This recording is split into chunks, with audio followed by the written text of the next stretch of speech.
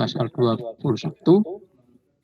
bunyinya usaha orang perseorangan bagaimana dimaksud dalam pasal 19 dan badan usaha jasa konstruksi kualifikasi kecil ya. Ini kemarin sudah kita bahas nih di pertemuan terakhir kemarin ya, ada kualifikasi kecil, menengah dan besar. Ya. Jasa konstruksi kualifikasi kecil sebagaimana dimaksud dalam pasal 20 ayat 1 huruf A hanya dapat menyelenggarakan jasa konstruksi pada segmen pasar yang berisiko kecil, berteknologi sederhana dan berbiaya. Ini biasanya perseorangan ya, usaha perseorangan. Ya. Nah, di pasal 2 badan usaha jasa konstruksi kualifikasi menengah ya. Ya, kualifikasi menengah. Ya. Dia dapat menyelenggarakan jasa konstruksi pada segmen pasar yang berisiko sedang, berteknologi media dan berbiaya sedang. Nah, yang pasal 23 itu kualifikasi besar. Segmen pasarnya berisiko besar, berteknologi tinggi dan berbiaya besar. Ya. Nah, pengadaan jasa konsultan kalau kita mengikuti proyek yang ada di instansi pemerintah ya, di instansi negara, maka itu sudah diatur dalam peraturan Presiden nomor 12 tahun 2021 ya, yang isinya adalah pengadaan barang atau pengadaan jasa pemerintah. Ya. Halo. Misalnya ini di dalam Perpres tersebut ya, di dalam pasal 38 itu mengatur tentang metode pemilihan penyedia barang atau penyedia jasa lainnya ya. Itu metodenya ada 5 ini.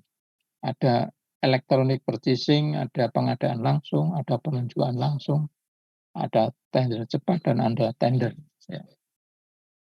Apa itu advertising, apa itu pengadaan langsung, penunjukan langsung ya, itu nanti ada di Perpres nomor 12 tadi. Ya, intinya ada di situ. Nah, ini sedikit tentang uraian tadi ya. Pengadaan langsung ya, itu adalah untuk pekerjaan yang nilainya 200 juta. Jadi kalau ada proyek maksimal 200 juta itu bisa nunjuk langsung. Ya, aturannya bagaimana caranya itu ada di Perpres tadi. Kemudian penunjukan langsung sebagaimana kalau yang 3 tadi pengadaan langsung, maaf ya, pengadaan langsung. Kemudian yang penunjukan langsung bagaimana dimaksud pada ayat 1 huruf C dilaksanakan untuk barang atau pekerjaan konstruksi atau jasa lainnya dalam keadaan tertentu. Keadaan tertentu ya, itu bisa nunjuk langsung. Ya. Kemudian tender cepat ya dilaksanakan dalam hal spesifikasi dan volume pekerjaannya sudah dapat ditentukan secara rinci. Kemudian pelaku usaha telah terkualifikasi dalam sistem informasi kinerja penyedia. Ya. Jadi masing-masing metode tadi ada syaratnya. Nah, yang terakhir ya, ini tadi yang tender ya. Yang terakhir tender dilaksanakan dalam hal tidak dapat menggunakan metode pemilihan penyedia sebagaimana dimaksud pada ayat 1 huruf A sampai dengan huruf D. Ya. A sampai D, kalau A sampai D tidak bisa dilaksanakan, jalan terakhir menggunakan tender ini. Ya. Itu bagaimana kita kemudian mengikuti proses yang ada di setiap instansi. Di setiap instansi itu prosesnya bisa berbeda-beda. Maksud saya di setiap instansi yang kaitannya dengan tadi BUMN,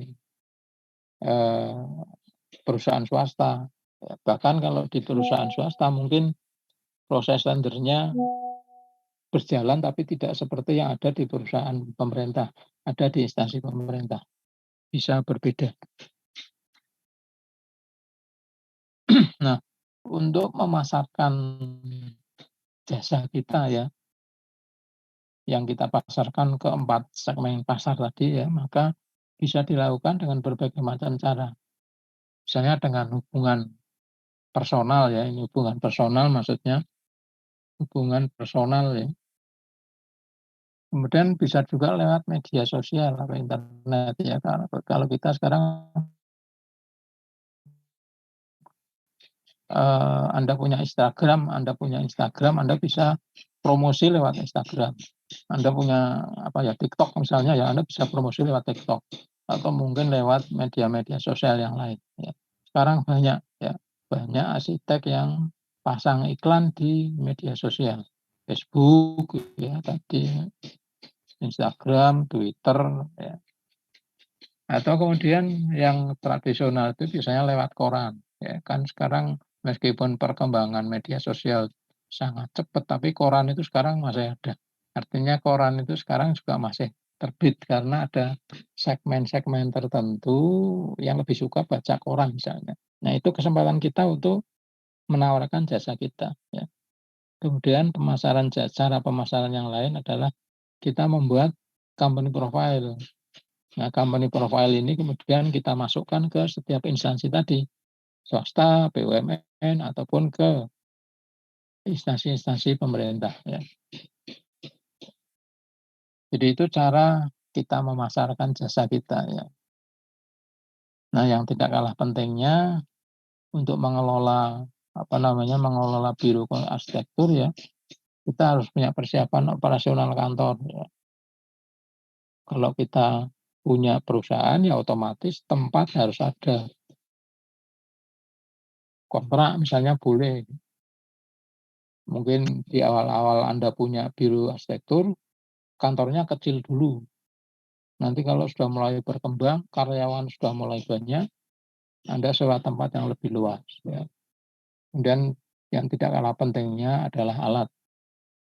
Alat Anda harus punya, kalau di tempat kita kan sesuai dengan jasa yang kita jual ya, minimal ya laptop lah, minimal laptop, komputer ya. Nanti printer ya, mungkin juga dengan perkembangan teknologi diperlukan alat-alat yang lain ya.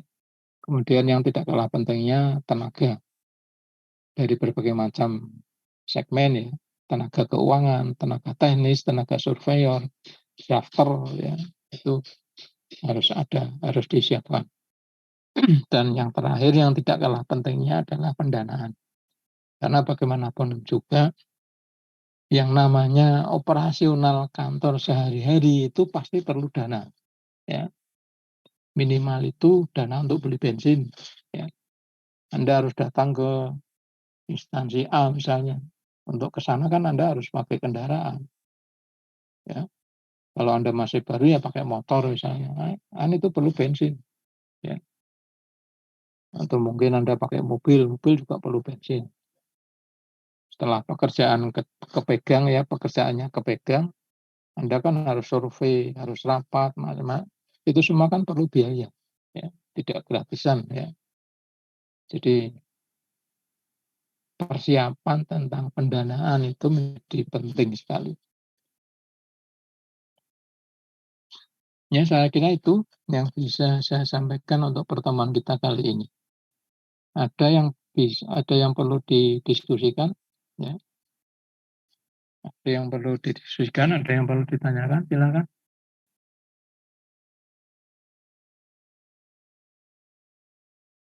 Halo,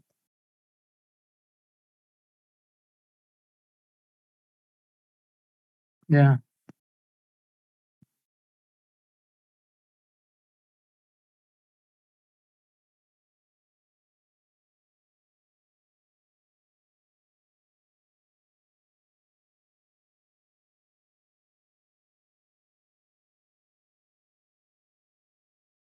Mungkin kita masih ada kali pertemuan lagi, tapi tetap online ya. Karena saya tidak tahu apa kelas kita J41 itu kan baru diperbaiki. Nah, selesainya kapan saya nggak tahu. Ya, saya rencanakan masih ada satu pertemuan lagi minggu depan lah. Meskipun sebetulnya minggu depan itu minggu tenang sebetulnya.